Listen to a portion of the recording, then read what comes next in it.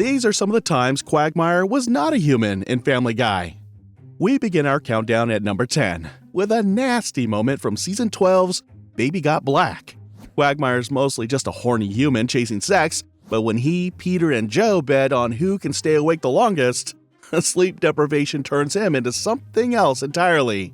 So Quagmire, Peter, and Joe hang out at the Drunken Clam, getting drunk and watching TV when a news report comes out about a kid who died after staying awake for 51 hours playing Halo, which is insane. But first, our top story, a local boy dies after playing video games for 51 hours straight. He was playing Halo, now he has a Halo. That's when they get this silly idea. You know, the kind of idea you would expect from college students who are not so serious with classes. Thinking that they're tougher than the kid who died, the guys bet to see who can stay awake the longest. Look at that. Big deal. Stayed awake for 51 hours. That's nothing. Yeah, I've flown back-to-back Australia trips that were longer than that. I never sleep. Something's been beeping in our bedroom for 3 years. Bonnie won't look for it, and I can't find it.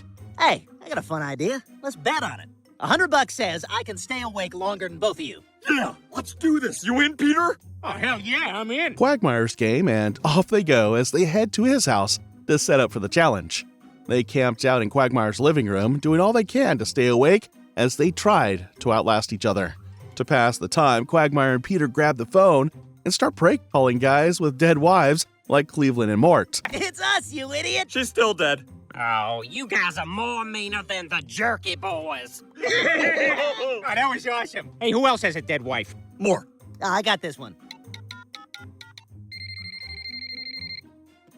Hello? Shalom. Muriel? They all appear to be enjoying themselves as they make mean jokes about their losses, not giving a damn just how insensitive this is. It's just them being plain clueless. They're hyped up though, but the hours are dragging and sleep's starting to win. They probably didn't think it would be this hard, or perhaps they weren't even thinking at all. You guys are gonna lose. It's been 62 hours. Joe, you're about to drop, and Peter, you've been hallucinating all night. After 62 hours without sleep, the guys are falling apart with bloodshot eyes, looking like they've been hit by a truck.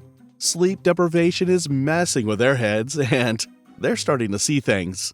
Peter's slowly losing it, so when he feels like using the toilet, he asks Quagmire where his toilet is. But before Quagmire can answer, Peter hallucinates him as a toilet. Quagmire's face twists in Peter's mind, morphing into a gleaming white toilet bowl, wide open, ready to take a dump right inside. Luckily Quagmire's brain is not so knocked out, as he senses what's about to happen and shoves him off just in time. Joe sits down and watches the whole thing unfold like he's high on drugs. Wonder how weird it would have been if Peter actually did it inside Quagmire's mouth. Quagmire just dodged an awkward-looking bullet there. At number 9, we've got a crazy virtual reality mix-up from the episode Brian Wallows and Peter Swallows. The episode starts with a disappointed Brian moping around the house, bummed out after a date with a hot but dumb blonde that didn't go as planned because she didn't get his fancy opera talk. Well, Brian, you've got to pardon we humans. Not everyone is as sophisticated as you are. After hearing about his date, Lois tells him he's too picky and suggests he tag along with Peter, Quagmire, and Cleveland to a laser rock concert to maybe cheer him up. Peter's all about lifting Brian's spirits, so they jump into the car and head to the concert. Quagmire's part of the adventure crew, probably eyeing every chick on the way. His usual creepy self, but let's not get into that. They get to the venue, a big theater packed with flashing lights and loud music, perfect for the kind of distraction Lois thinks Brian needs. Except that the dog's still sulking, as staring at happy couples in the crowd makes him feel even worse. Quagmire, on the other hand, is here for real fun, ready to soak up the show and whatever else he can get his hands on.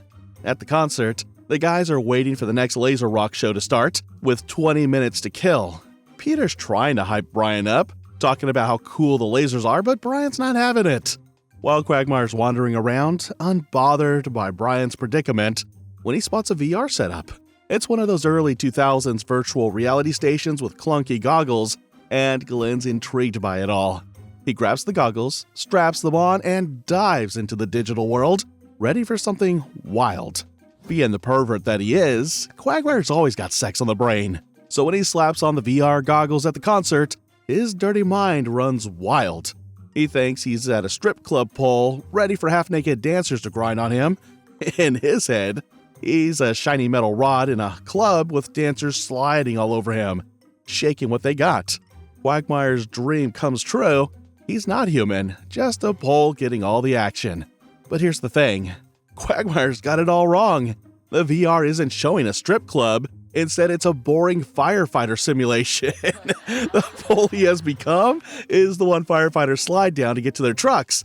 Quagmire's too caught up in his fantasy to notice, grinning like an idiot as he imagines hot dancers. Then the VR shifts, and firefighters start sliding down him, yelling and rushing to a fire.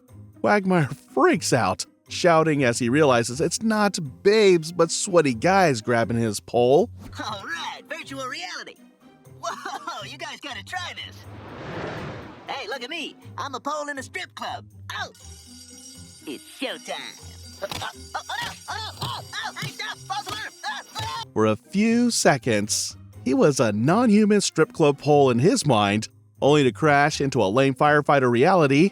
I'm tempted to say that serves him right for always thinking of something perverted. We're turning our attention to a wacky cameo in the episode Road to the Multiverse. At the Quahog Clam Day Fair, Stewie shows off a weird-looking pig he bred for the contest. Brian's curious about where he got this mutant pig, so Stewie reveals that he got it from a farm in a different universe. Strange, right? Well, it's Family Guy after all. He also shows Brian a remote control that zaps them between parallel universes. Each one's a different version of Quahog. Same time and place, but totally weird. Stewie then takes Brian to the universe where he got the pig, a high-tech world where Christianity never existed, so there's no dark ages holding back science. Where are we? This is Quahog, Brian. Same year, same time. But in this universe, Christianity never existed, which means the dark ages of scientific repression never occurred, and thus humanity is 1,000 years more advanced. Ergo, muscular, genetically perfect pigs. Brian's hooked, looking at all the fancy gadgets when he sees a hot Meg, which is really an anomaly because Meg shouldn't be that hot. Now intrigued, he begs to see more universes. Stewie grants his request and they bounce through a bunch. Flintstones universe, Disney universe, a Japanese universe, a bipolar double-headed universe, Quahog in the Ice Age, a robot chicken universe, the real universe, a universe inhabited only by a guy in the distance who gives out compliments, and even a universe where everyone's got to poop right at the moment. They just had to find a way to make it all ridiculous. One of their stops is a Disney universe where Quahog turns into a sugary cartoon wonderland straight out of a Mickey Mouse movie. There we see a different version of Quagmire. In that universe, everything is bright, animals talk, and the whole place is dripping with that wholesome Disney vibe. That's when Quagmire pops up, but he looks a little different. Well, maybe more than just a little different. He's a colorful bird with big eyes and that beak that looks like Iago from Aladdin. The Disney universe breaks into a big musical number because, of course, it's Disney, and in Disney World, they sing ridiculous tunes. Quagmire, the bird, flaps his wings and joins in singing It's a Wonderful Day for Pie, a catchy tune that's all about baking and eating pie with a smile. It's a wonderful day for pie. For pie. For pie. It's odd, right? Because on a regular day, Quagmire wouldn't be singing about pie. He would rather sing about girls and sex. It's kind of nice to see that in an alternate universe, he is naive. In the episode ExtraLarge Medium, we witness an unexpected version of Quagmire. Over the years, we've seen Quagmire transformed into all kinds of ridiculous things. A bird, a Star Wars character, a toilet, a strip pole, which turned into a firefighting pole, and just about anything Family Guy's psycho scriptwriters could come up with. So for ExtraLarge Medium, they thought to themselves, how low can we go with Glenn? Well, they did go pretty low, turning him into a Manhole cover. So in the episode, Chris and Stewie get lost in the woods chasing a butterfly during a family hike. Lois freaks out and visits a psychic who says the boys are safe. Bruce finds them and they come home. But Lois stays hooked on psychics, which bothers Brian. Oh, it is so good to have my boy boys back home safe and sound. Thank God for that psychic. What are you talking about? The psychic didn't do anything. Well, she said we were gonna find them, and we did. I always wondered about psychics, but I gotta tell ya, I'm a believer now. To prove that psychics are a scam, he takes her to the park to show Peter doing a fake reading on a stranger. Excuse me, ma'am. I'm psychic, and I'm getting a strong feeling from you. Do you have a watch or clock that no longer works? Wow, I used to have a watch that broke.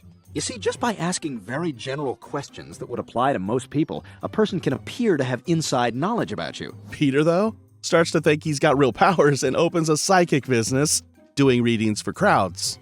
But things go south when Joe asks Peter to find a missing guy with a bomb strapped to him. Peter stalls, can't find the guy, and the bomb blows up, killing the person. Peter admits he's a fraud because he failed big time and got someone hurt, shutting down his psychic act. Knowing Peter, I can bet that he knew he was a scam from the start. In a deleted scene from the episode, Peter reads Quagmire's palms, hoping to see his future. What he sees is plain stupid. Like, we all know he's a fraud, but his forecast wouldn't fool the dumbest of people. Except that person is Quagmire. In his vision, Quagmire's reincarnated as a manhole cover, flat and bolted to the street. Even as a manhole cover, Quagmire remains a pervert, as we see him shamelessly trying to peek into a woman's underwear. It doesn't matter what Glenn transforms into. His purpose remains the same. Anything that involves sex. What is it, Peter? You will die in a plane crash and be reincarnated as a manhole cover. Oh. Giggity. All right.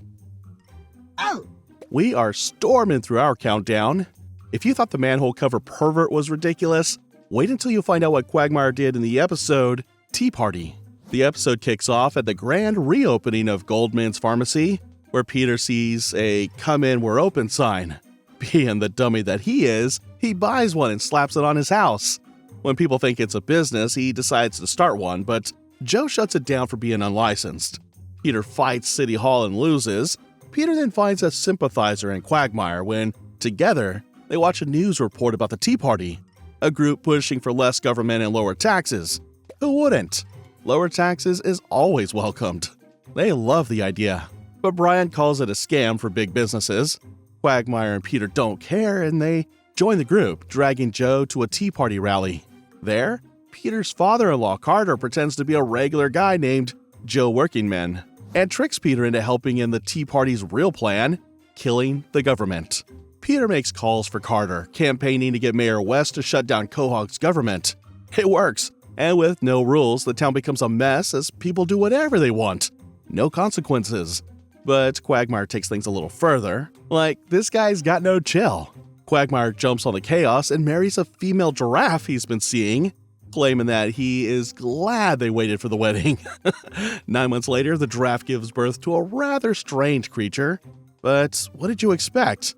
Little Quagmire is a hybrid with a full giraffe body, long neck, spots, and the rest. And Quagmire's weirdly shaped head. A mixed match of both parents. The infant stands up, looks around, and says, "Giraffity!" like it's proud of itself. Quagmire takes one look and says, "That's not mine," bailing on the kid like he's dodging a bad date. I now pronounce you husband and wife. You may kiss the bride. I'm glad we waited.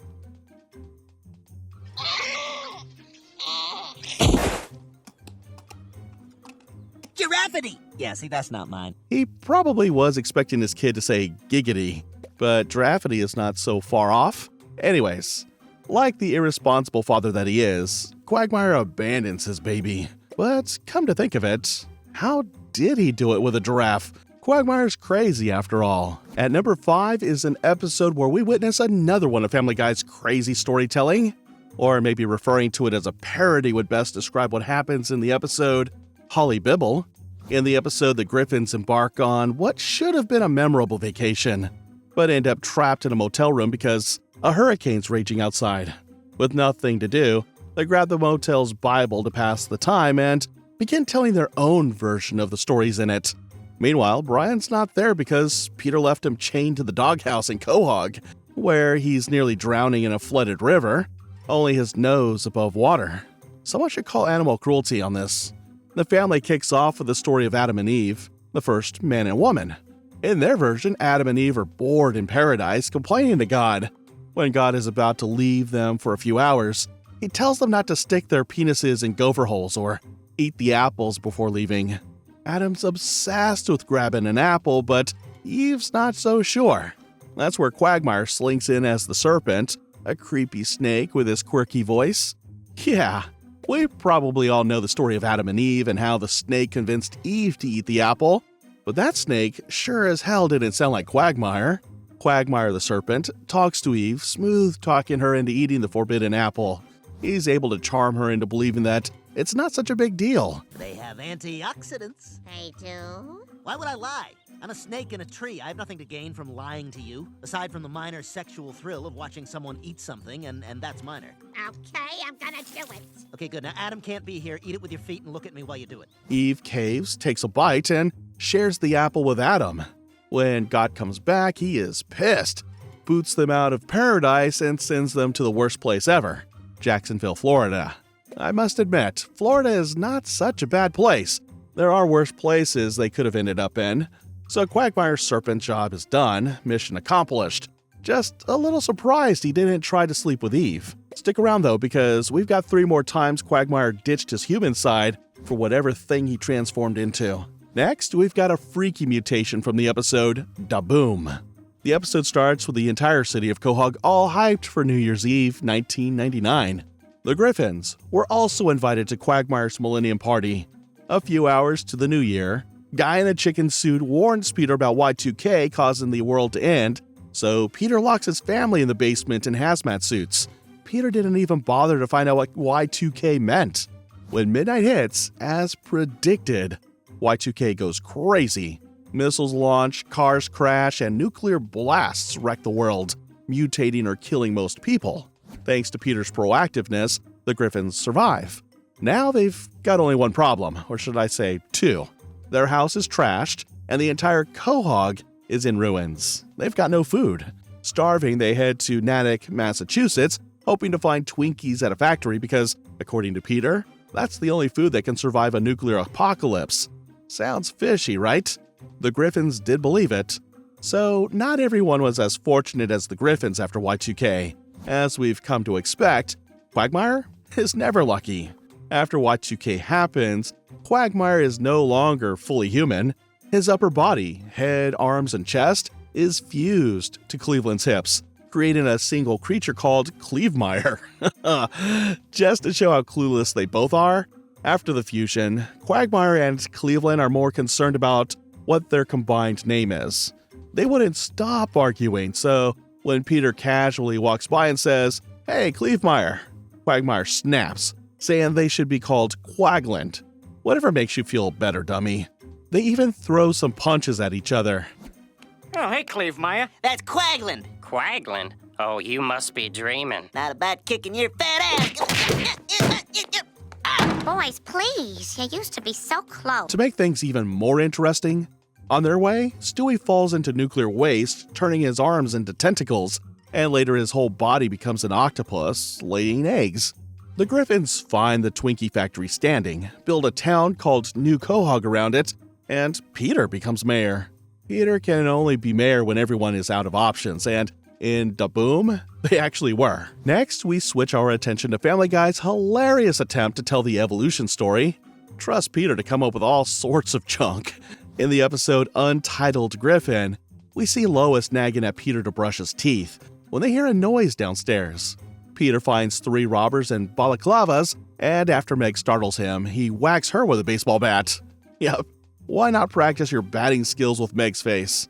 The Griffins flee to Peter's panic room, a steel box with TV monitors but no phone. To pass the time, Peter tells one of his incredibly unnecessary stories, the time about their family history, starting with the Big Bang, which according to him was God farting through a lighter. He then moves on to the Paleolithic Age, Bronze Age, and more. While they're trapped, the robbers grab Meg, who tries to flirt with them, but Joe saves the day, catching the crooks. In one of Peter's stories, we go back to the dinosaur age. Quagmire shows up as a herpetosaur. a dinosaur in the uncensored version who's got his same weirdly shaped face. Quagmire's unmistakable signature. That plus his voice and his intense thirst for sex. In the story, Quagmire is just a scaly walking reptile roaming around. The herpetosaur spots a brachiosaurus that looks like Peter Griffin with a long neck. He walks right up to the brachiosaurus and asks if his tail itches. That's it, a quick, crude line from herpetosaur Quagmire. Hey, a herpetosaur. Hey, Peter, does your tail itch? The funny thing is, as a herpetosaur, he's a talking dinosaur, not a human creep. He didn't make one of his sexual comments, which is kind of a good sign. In what has aged to be one of Family Guy's most popular episodes, we get a glimpse of what Quagmire would look like in a future wrecked by nuclear war. And as you must have already guessed, he isn't human. In the episode Back to the Future, Brian finds an old tennis ball and wishes he could locate another he buried in 1999. He somehow manages to convince Stewie to use his time machine to take him back to January 31st, 1999 to find it. They mess around in the past, and Brian breaks one of time traveling's greatest rules when he tells his past self about 9/11, hoping to stop it. Honestly, he just wanted to be a hero, nothing more. It's not like he wanted to save the world because he's got a kind heart. When they return to the present, 9/11 never happened because Brian's warning worked, making him the hero. But as expected, it backfires. Without 9/11, George W. Bush loses the 2004 election, starts a second Confederacy, and sparks a civil war. Brian and Stewie jump 5 years into the future to check things out and land in a post-apocalyptic Quahog, a wasteland after nuclear strikes from the war killed 17 million along the eastern seaboard. The future's got creepy CGI Family Guy characters, lazy storytelling, and a trashed world where Cleveland, who had previously left Quahog, is back from Virginia, and Joe's a cyborg. This ruined version of Quahog is not so kind to Quagmire, as he's no longer human. He's Frogmire, a mutant frog from the nuclear fallout. He's got a frog's body, all green and slimy, with big buggy eyes and a croaky voice, barely resembling his old pervy self. He's hopping around the wrecked streets when cyborg Joe, now a robot enforcer, spots him. Joe halts his movement and tells him he is in violation of some local ordinance. Frogmire croaks, ribbity, but Joe's not messing around. He blasts Frogmire, wiping him out like a Terminator. Quagmire is never lucky. Even Joe evolved to be a cyborg while he was transformed into a helpless frog.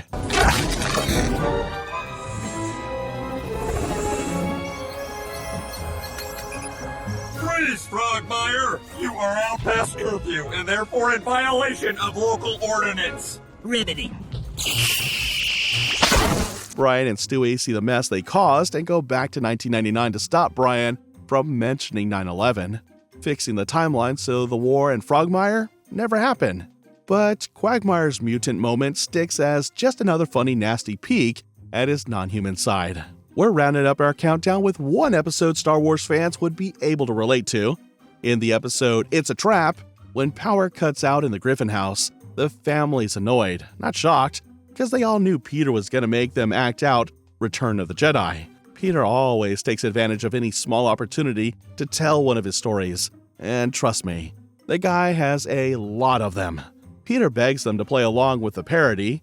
Quagmire gets the role of C-3PO, the Star Wars Gold protocol droid, who walks stiff and has a fancy voice. First up on Tatooine, C-3PO shows up with R2-D2, who's Cleveland, at Jabba the Hutt's palace, where Joe plays Jabba. They arrive to deliver a message to Jabba, but he's not having it and sells them to his crew, keeping them as workers in his hideout. Later, when Luke, played by Chris, arrives to save his friends, Han and Chewbacca, which is just Peter and Brian, C-3PO tries to warn him that Jabba is in a bad mood. But Luke doesn't listen and gets tossed into a Rancor pit to fight a monster. But there's a trap door right under your feet. There's a huge monster down there, and if Jabba hits the button, the trap door's gonna open. You're gonna fall down into the dungeon below and get eaten by the monster. 3PO, please! We're talking!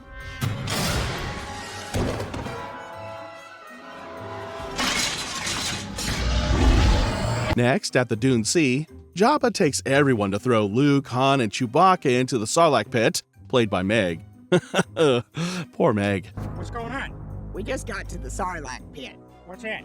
It's this disgusting, horrible creature that's worse than anything you could ever imagine. His Excellency hopes that you will die honorably. But should any of you wish to beg for mercy, the great Jabba the Hutt will now listen to your pleas. Oh, please don't kill us. We won't do it again. Honest. We'll be good, mister. We was just fooling around is all. C-3PO's on Jabba's barge, part of the group, as R2-D2 tosses Luke his lightsaber. Luke starts fighting Jabba's guards, Leia, who's lowest, kills Jabba, and the whole thing turns into a big brawl. C-3PO's there, standing by as the action goes down, still a gold robot in the chaos looking fancy, while the others battle. Typical Quagmire selfish behavior. Then, the story moves to Endor, where C-3PO joins Luke, Han, Leia, and Chewbacca, and R2-D2 to take out a shield generator. They spot scout troopers in the forest.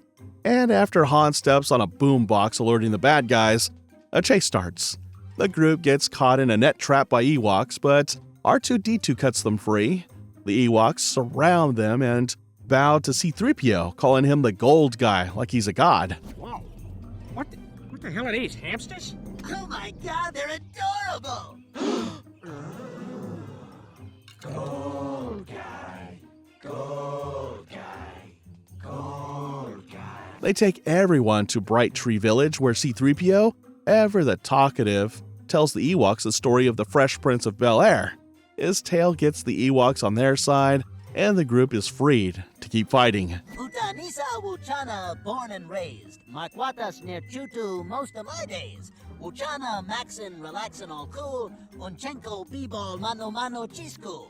Uspatata, rundi, komuchi no good. Masakoto, lo trouble, muchki neighborhood. Uchine, one little fight, ine wasa lo scared. Nos michi kubo watane ati and uncle in Bel-Air. That's all for Quagmire's part as C-3PO. He's nothing too special, just a smooth-talking gold-plated droid. Well, with that quacky Star Wars parody, that's it for our countdown of Quagmire's non-human moments. Hope you loved this freaky ride.